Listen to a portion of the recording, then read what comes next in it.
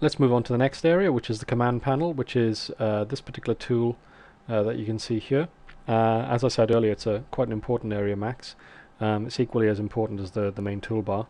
And it's actually made up of 6 main areas, of which probably 2 are the main areas that you'll be using from day to day. And these are the left 2 icons here. The first one is create, and the second one is modify. So if you hold the mouse button over it, you can actually see it gives you a tooltip. Create, modify, hierarchy, motion, display, and utilities. So firstly, let's have a look at the create panel. The create panel is actually a gateway to various other sub areas of the creation panel, and it's used, as the name suggests, to create objects in Max. And you've seen so far during this tutorial that I've been using it quite frequently to create teapots, create cubes. So it's quite a pivotal part of Max, and it's something that you'll be starting with pretty much on every single project, because you'll be going to there and you'll be creating your cubes, creating your characters, your dragons, whatever, your lights, your cameras. Everything gets created through the creation panel, so you can imagine it's something that you'll be working with a lot. Let's get rid of these objects so we can do a little bit of new creation. You can see it's actually broken up into, as I said, several sub-areas. The first area is geometry, the second area is shapes, and you can see as you click on these icons it brings up a different range of buttons below, and also a different flyout here, which actually allows you to choose various subtypes. So this, if you can imagine, if this was a menu, this would actually be quite a branching structure that you've got here. As I said, there's quite a lot of functionality packed in here. So you've got, as I said, geometry, shapes, lights, cameras, helpers, space warps, which I mentioned earlier, and systems. So let's have a look at geometry. Okay, you can see, as I said, there's a flyout here which allows you to look at different subtypes of geometry, and you can see we've got standard primitives, extended primitives, compound objects, particle systems, patch grids, NURB surfaces, AEC extended, dynamics objects, stairs, doors, and windows. So you can see there's, just in geometry, there's actually quite a lot of different objects that you can choose. Now, standard primitives, as the name suggests, are a bunch of objects which you can use as the basis of scenes, or you can use them to work from. You've got boxes, there we go, there's a box. You could got a cylinder, let's create a cylinder there. A tube, so we create a little tube there. Teapot, there's my beloved teapot. Let's create a few of those. So you can see there's some quite useful standard primitives that you've got there, as I said, which you can use to create little scenes. If we open up the next flyout, you can see that you've got extended primitives. These are generally, for the most part, refined versions of some of the standard primitives. As an example, we've got the chamfer box. So with a chamfer box, if you want to create a box which hasn't got hard corners, you can create your box and then you can actually choose how soft the corners are there. There's a chamfer cylinder, same kind of thing. Create that and you can choose just how chamfered that is. There's a capsule, let's create that, which is a sort of pill kind of shape object. Let me change the wireframes on these because they're a little bit anemic maybe.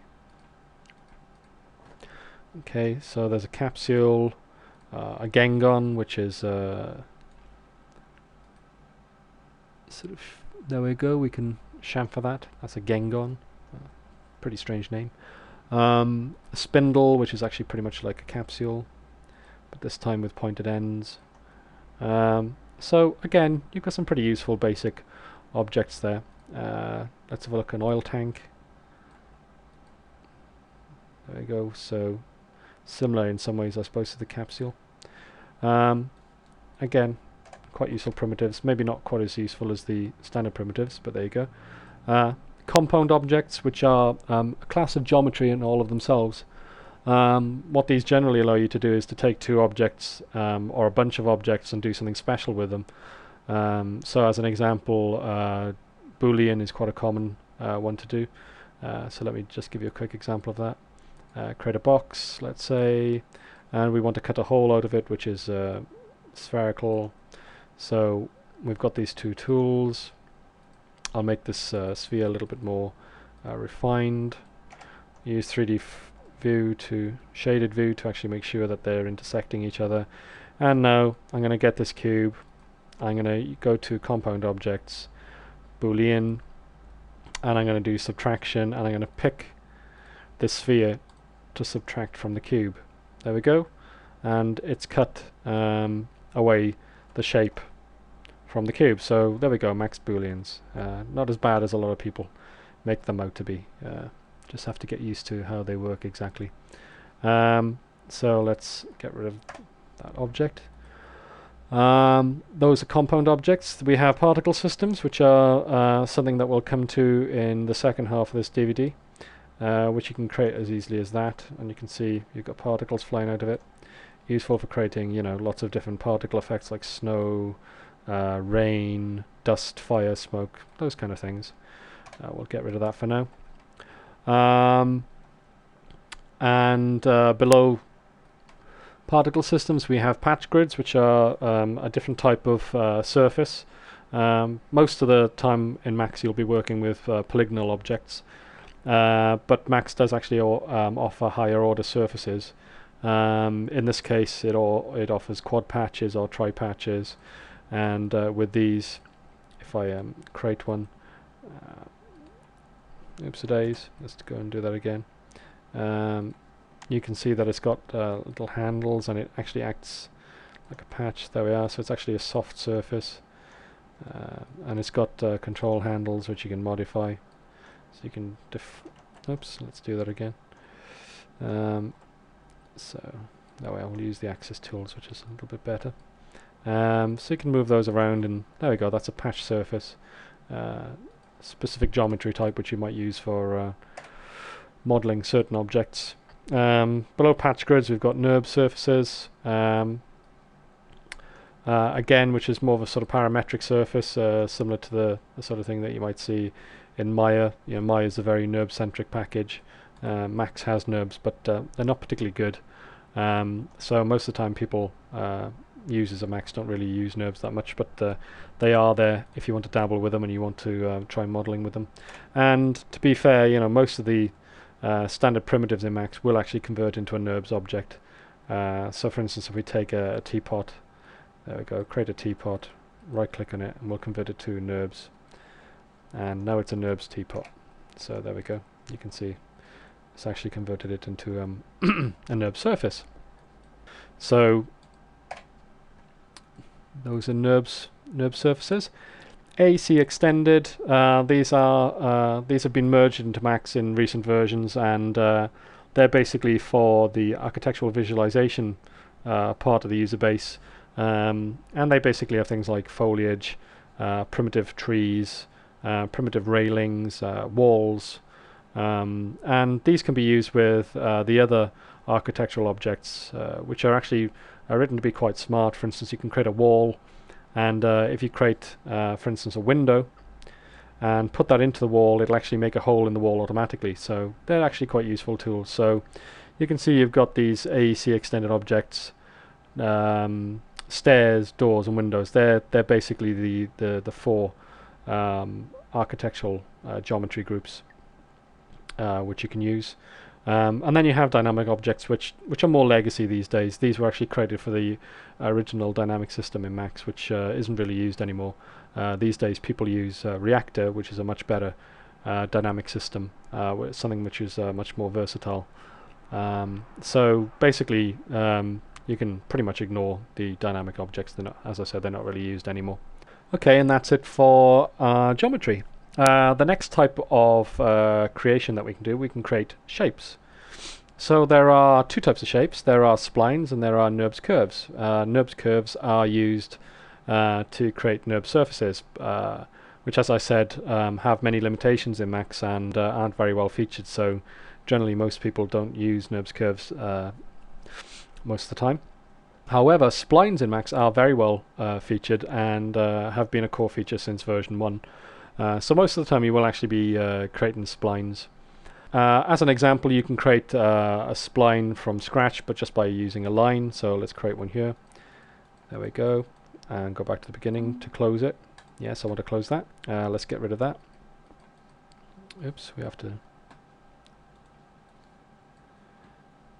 Oh, okay, I've got geometry selected, so let's turn on all. Otherwise I wouldn't be able to select the spline because it's a type of filter here. You can see I had it selected to geometry, and shapes are a different type, so we need to turn that to all to be able to select the spline. Let's get rid of that. You can see you can create a circle, you can create an arc, which you just do that. There we go. We can create an arc. We can create a non-gon, an n-gon I should say, and then you can choose how many sides it has afterwards. There we go. Very useful tool. You can create text. There's some text, which is a little bit large, so we'll scale that and rotate it. There we go. You can type in the text here.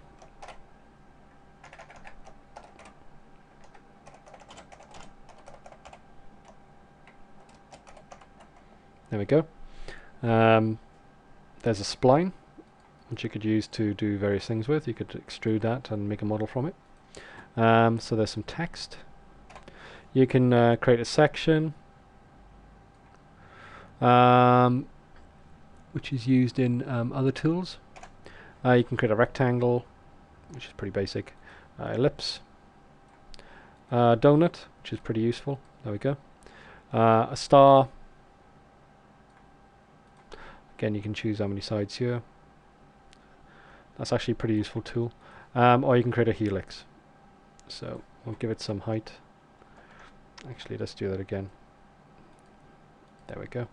And you can choose how many turns it has. So let's create a few more turns. There we go. So create a helix. So you've got some pretty good tools there for creating shapes. And they're generally used with other tools to create geometry from, for instance, with one of the compound objects is loft, which allows you to use two splines to create a loft. Or you can create, you can take a spline and just extrude it to make an interesting shape, or the walls of a house, things like that. So shapes are a pretty fundamental thing in Max, and you'll be using them a lot whilst modeling. Okay, the next creation type is lights. And you can see you have standard lights, and as of Max 6 you also have photometric lights, which again have been added for the architectural community, and these basically simulate real-world lights. And if you go on the internet you can download profiles, and you can apply those to the lights, and you can basically simulate any lighting fixture that you can get from pretty much any manufacturer in the world. Though generally in Max you'll be using standard lights, which come in a variety of different flavors. You have Omni lights, which is basically a single point in space where light comes from. You've got a target spot, which allows you to create a spotlight with a target that it looks at. You have a target direct, which is a direct light, in other words a cast light which is parallel, whereas in a spotlight it actually goes off, it diverges as it goes off from the center point. With a target direct, it actually comes out in a parallel, which makes directs in general a very good lighting source for sunlight and things like that. A spot would be useful for, you know, a spotlight or a headlight of a car. An omni light would be useful, for instance, for a light bulb or something like that, where you've got light which shines out in all directions. Then you have specific lights for mental ray. You've got a free spot, which is the same as a spotlight, but it hasn't got a target. Free direct, same thing, same as a direct, but it doesn't have a target. Skylight, which is a special kind of domed light, which is used for global illumination type rendering, which is something that we won't come to in this DVD, but which would be covered in our lighting and rendering DVDs. And then you have a mental ray area spot, which again is specific to mental ray. So there you go. Using those options you can create various lights to light up your scenes. Then we have cameras, which is actually quite a simple group. There's not really much options that you've got there. You've got standard cameras or standard cameras. But for instance, if you install a third-party renderer like Brazil comes with its own cameras. So you'd have a choice. You have standard cameras or Brazil cameras. So that does actually get used. Allows you to use plug-in cameras. And there are only two types of camera as standard. There's a target camera and a free camera, which is the same kind of concept as the lights. So with a target camera, you've got a camera and you've got a target that it looks at. With a free camera, you just have a camera which doesn't have a target, which means you have to rotate it manually or link it to another object to actually make it look in the right direction. So they are actually both useful. Free cameras are useful when you want to simulate the viewpoint of a character. For instance, you can actually link the free camera to its head, and then the camera will actually look wherever the character looks. So they both have their uses there. Then we have helpers, and there are various types of helpers. They're basically used as construction objects in a scene. Most helpers, for instance, will not actually render. They're there in the scene to hang objects off. For instance, you could link objects to a helper, and then you could rotate the helper, and then all the objects linked to it will rotate. So let's just do that as an example. We'll create some teapots here. There we are. Created a bunch of teapots. We'll go to helpers. We'll create a point here. There we go. There's a point helper, which is just, as you can see, a little axis. We'll select all the teapots, and we'll link all these teapots to this helper. There we go. So they're all children now of the helper, and then if we rotate the helper, you can see all the teapots rotate. So helpers are actually very useful, and they're used very commonly, especially when you're rigging characters. They're used especially in those sort of circumstances. You have other helpers, like you have a grid, which allows you to, for instance, you can rotate the grid, and then you can use its axis as a translation space. So there we are. We've picked this grid, and now we're using that as the basis for translations of, let's say, another object, like create a box here. There we go. And we're going to rotate it, and you can see that the rotation is now based on the axis of the grid. So that's pretty weird. Same thing for translation. We'll pick that again. There we go. So now the translation's based on that grid. We'll go back to view for that. There's a helper which allows you to measure distances. So we create a tape measure which measures from here to there. Shows you the distance in units, so you can see, or you can specify the length. So there we go. We can actually make it move in and out by changing the length by specifying it. Or, you know, if we move around the end of the tape measure, it'll give us a constant update. Actually, we have to select the base to do that, which is a bit irritating, but we can lock it on that. And there we go. We can see that we have a little measure tool there, which is quite useful sometimes.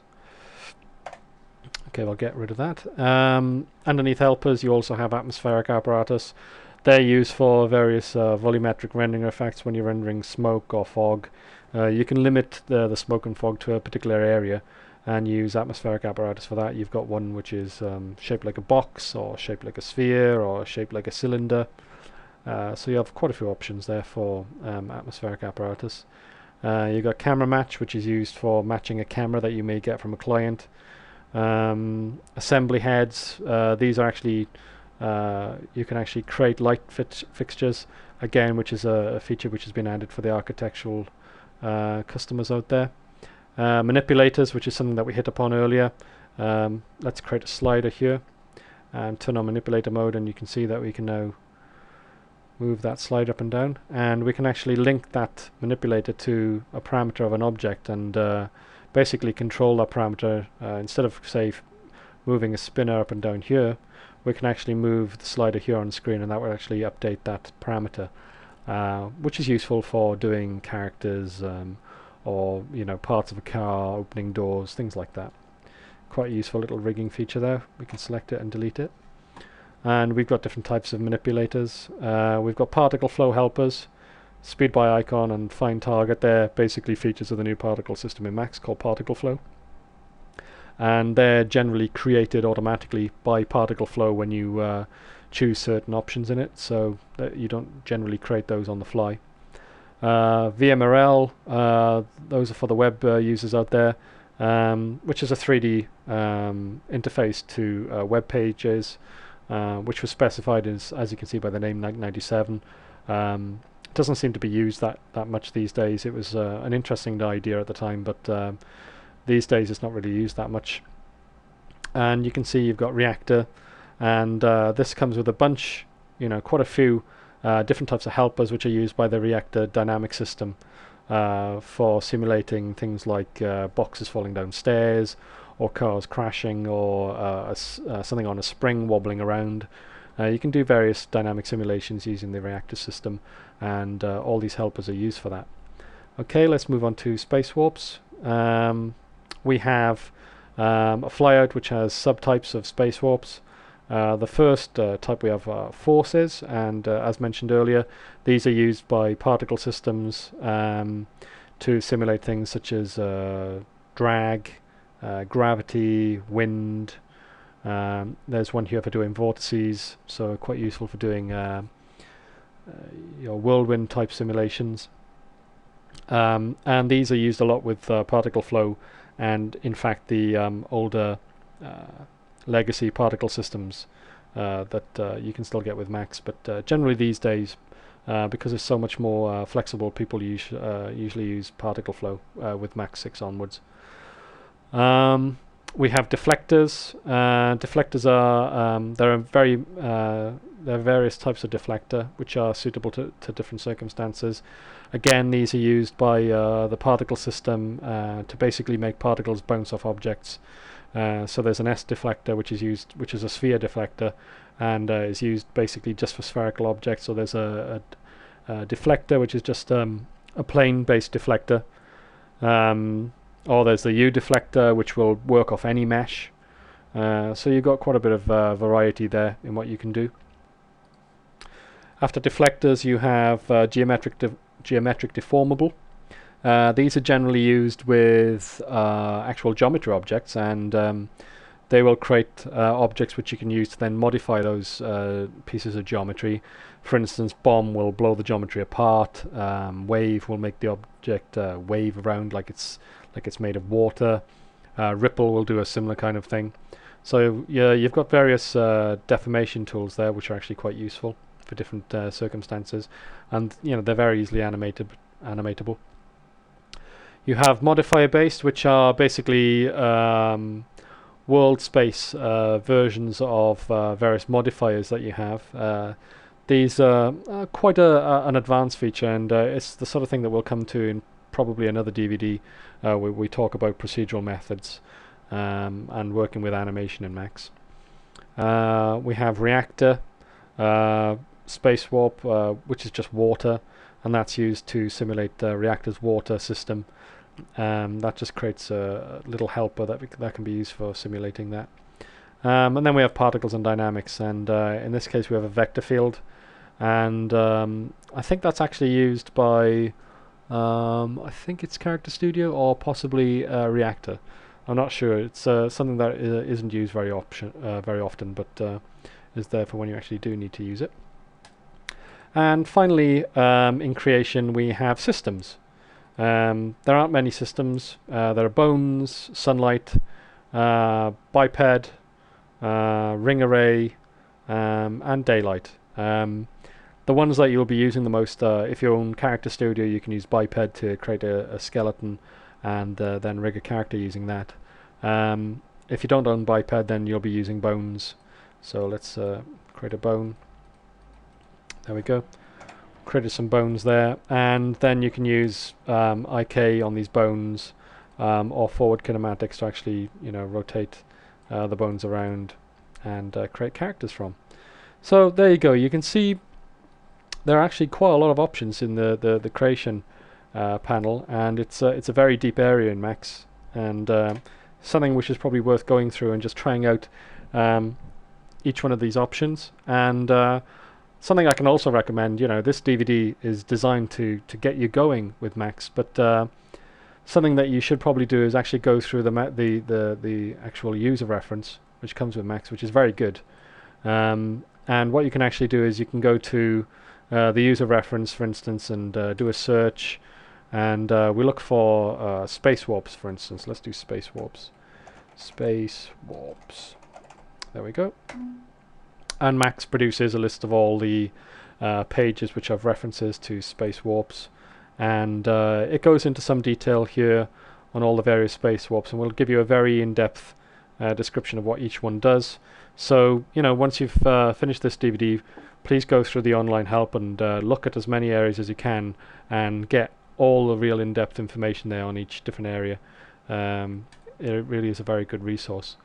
Okay, so we've looked at creation, all the different types of creation. You've got your geometry, as I said, your shapes, your lights, your cameras, your helpers, your space warps, and your systems. And once you've finished creating an object, especially geometry objects, you will then want to modify them. So we go on to the next panel, which is modify. And to show how modify works, we'll create a teapot. There we are. Create a lovely little teapot there again. And we will then go to the modify panel, and you can see that this actually shows you that you have a teapot selected. And if I go to the modifier list, it produces a list which is being in this case, which is actually a flat list, and it lists all of the modifiers that can be applied to the teapot. Now, there are a lot of different modifiers, and they can produce a lot of different effects, and this is something which is probably worthy of a DVD in its own right. But as an example, we could put a modifier onto the teapot and we could bend it. So let's go to bend. There we are, we put that on, and then we can bend the teapot. So modifying is something that you'll be doing a lot, and depending on the object, the way that you can modify it varies. So probably the list of modifiers would actually change per object. So for instance, if you have a shape object, you'll have modifiers which are specific to shapes, and so forth. So there's quite a lot of options there with modifying. Okay, then we have the hierarchy panel, and here you can see you have three options. You've got pivot, IK, and link info. The option that you'll be using the most in here is the pivot option, which allows you to get an object and then change the pivot position of the object, which is quite useful. You'll be using that quite often, where you know, the default position the pivot's put in at the beginning of the object's creation isn't necessarily where you want it to be in action. An example of that is when you model a robot's arm, and the pivot is in the middle of the arm, say the upper arm, and you actually want it to be at the end of the upper arm so that it actually pivot from that point. You'd go to here, you'd click on pivot, affect pivot only, and then you'd move the pivot to a new position. So yeah, that's quite a useful tool there. And again, which is something pretty fundamental actually to working in Max. Then you have the motion panel, which is an area that you can go to work with animation controllers, and also to work with animated trajectories. But these days the motion panel isn't used that much, isn't used a great deal, isn't quite as relevant as it was when Max was first designed, and is generally used a lot more for it's actually much better to animate using the curve editor or the other tools in Max. So yeah, this isn't actually that relevant anymore, but like I said, you can actually go here and you can assign controllers, so it does still have some functionality. But as an example, if we go here to the curve editor, you can assign controllers using the curve editor, which is a much more sort of generalized user interface, which is actually much more useful. Then we have display, which is actually used a great deal in Max. This allows you to filter out objects as they're displayed in the viewport. So you can hide geometry, for instance. You could hide all the shapes in the viewport. You could hide all the lights, all the cameras, all the helpers, all the space warps, particle systems, bone objects, and you can also add new types of objects to hide. If you want to hide a bunch of objects, let's select this object and then move it. I'm going to make some copies of it. You can actually, there we go, and we'll just make one more set of copies. Then what you can do is you can actually select a bunch of objects, and you can do hide selected, so we'll just hide those objects. I'll undo that using Control Z. You could hide unselected objects, which will actually do everything which isn't selected. You can hide by name, it'll bring up the name list, and you can choose objects and then hide the objects that you select. You can hide by hit, so you can click on that and hide objects that you click on. Unhide all, and the same for unhide by name. So if we hide unselected and then unhide by name, we could just unhide that. So lots of very useful options there for hiding objects. Let's unhide them all again. It's very similar options for freezing. Freeze selected, freeze by name, freeze by hit, same kind of system. There we go. Click off that, unfreeze all. Basically the same thing, but in this case freezing. Then for objects that you have selected, you can change them so that they display as a box. You can turn off or on backface culling, which is a wireframe display option, which is as far as I can see is on by default. Yeah, you can change it so you only see the edges, or you can actually see the triangles which make up the entire facet of the face. You can just turn on vertex ticks for the selected objects. You can see all the vertices. You can turn on the trajectory, which is useful when it's animated. You can make the object see-through. So if I make it shaded mode now, you can actually see through the object. You could make it ignore extents, which is useful for when you're zooming to objects around the scene. Actually, talking of zooming, that's another thing you can do in the viewport, which I'll just skip back to quickly. If you have an object and it's over here, and we want to look at that object, press Z, and Max will zoom to that object and focus on it. Select that T-port over there, press Z, and we've zoomed to that object. Press this one, zoom to that. That one, zoom to that. That one, zoom to that. Select a bunch of objects and it'll zoom to them. It'll use the common center. So when you're using zoom extents, if you zoom to the scene extents, which is this button here, it will try and actually focus on everything in the entire scene. Now at the moment, if we put this teapot right over here and zoom extents, we're not really getting that good a zoom, and it may be that this object you want to ignore it for some reason. So you can turn on ignore extents, and when we zoom to the extents of the scene, it gets ignored, and we just zoom to the other teapots. So that's what zoom extents does. Show frozen in grey. We'll freeze this particular teapot, and it's gone grey. We'll unfreeze it again, unfreeze all. Turn off frozen in grey, freeze it, and it's not grey anymore, but it's still frozen. You can see I can't actually select it. It's actually usually a pretty good cue to actually have your frozen objects turn up in grey, so it's best to leave that on. And then you have vertex colours, where if you actually have painted vertex colours on the objects, you can actually show those in the viewport as well. Okay, so there we go, that's the command panel. The final option on the command panel is utilities, and in here you'll find various, well, as you can imagine, utilities for working with Max. For instance, there's a color clipboard, which is actually quite useful when you're working with textures, which allows you to, let's say we're working with a material here and we make a nice green color, let's say, make a nice green. We like that green, and when we want to use it in other textures, you can just drag it off over here and keep a copy on the color clipboard. So quite a useful little utility there. There's a measure tool, motion capture, reset Xforms, Max script, reactor. Reactor is actually the main utility, and it's here. Actually, I should say reactor is one of the main utilities, and it's here you actually have to go to simulate your reactor dynamic simulation. So quite a major utility there. You can configure the panel, you can add more buttons to it, and then you can drag on other utilities that you may have. Let's say, for instance, we've got UVW remove, which will remove UVW mapping from objects. You can put that there. Okay, that. And you can see now you've got more buttons, and you've got UVW remove there. Another thing you could do, if you don't want to access a utility from here, is you could customize your user interface and give it a keyboard shortcut. So you could apply UV remove utility by using that particular method. So there we go. That's the command panel, and as you can see, there's a huge amount of workflow tools there. It's a very big feature of Mac.